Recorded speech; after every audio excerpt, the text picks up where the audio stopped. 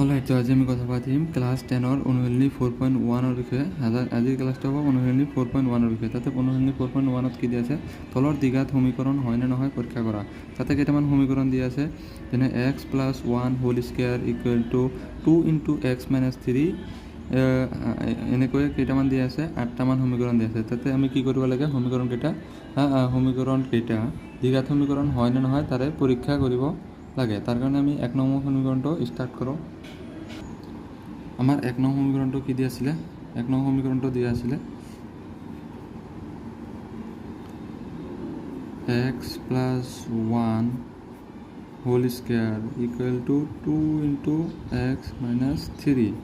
এইটো সমীকৰণ দ্বিঘাত সমীকৰণ হয় নে নহয় তাৰে পৰীক্ষা কৰিব লাগে। তাৰ কাৰণে আমি কি কৰিম, তাৰ কাৰণে ফাৰ্ষ্ট আমি কি কৰিব লাগিব, এইটো আমি সমাধান কৰাৰ কাৰণে চেষ্টা কৰিব লাগিব। তাৰ কাৰণে কি কৰিম, a + b whole square formula যিখন আছে সেইটো হিচাপত আমি ভাঙিব লাগিব। যেনেকুৱা x² + 2 × x × 1 and +1 square equal two কিমান হ'ব, 2 × x 2x - 2 × 3 6। এইটো আমি কি লিখিব পাৰিম, x² + 2x 2 × x × 1 মানে 2x + 1 ইকুৱেল টু কিমান হ'ব, 2x - 6। এইফালে 2x আছে, এইফালে 2x আছে। যেনেকুৱা ইকুৱেলৰ বাওঁফালে আৰু সোঁফালে 2x থাকিলে আমি কেঞ্চেল কৰিব পাৰোঁ, অথবা আমি এনেকৈ লিখিব পাৰোঁ x² + 2x - 2x + 1 + 6 equal to কিমান থাকিলে, 0। তেতিয়া কি হ'ব, x² + 2x - 2x কি হ'ব, কেঞ্চেল হ'ব। কি থাকিলে, x² + 1 + 6 7 ইকুৱেল টু 0। এতিয়া এইটো সমীকৰণ কেনেকৈ লিখিব পাৰোঁ, এইটো এতিয়াকে x² + 7 and x² + bx + c are here হয়। গতিকে প্ৰদত্ত সমীকৰণটো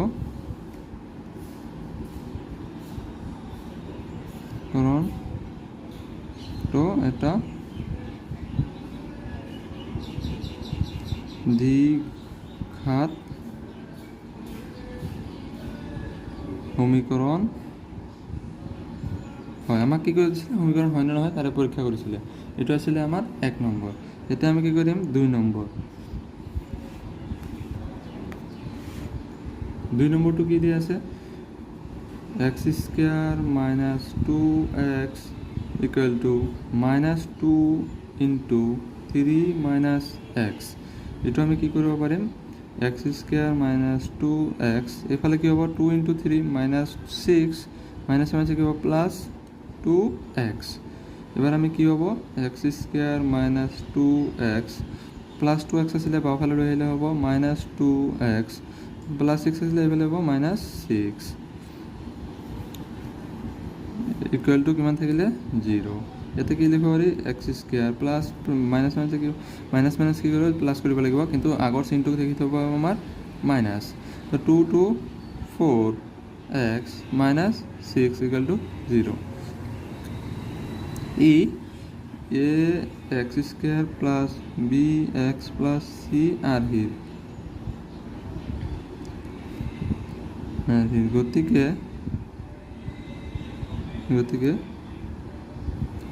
সমীকৰণটো এটা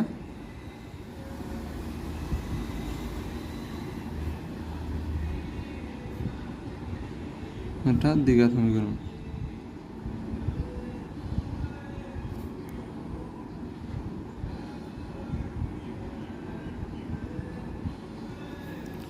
এনেকৈ আকৌ কি কৰিব লাগিব আমি, 3 নম্বৰ।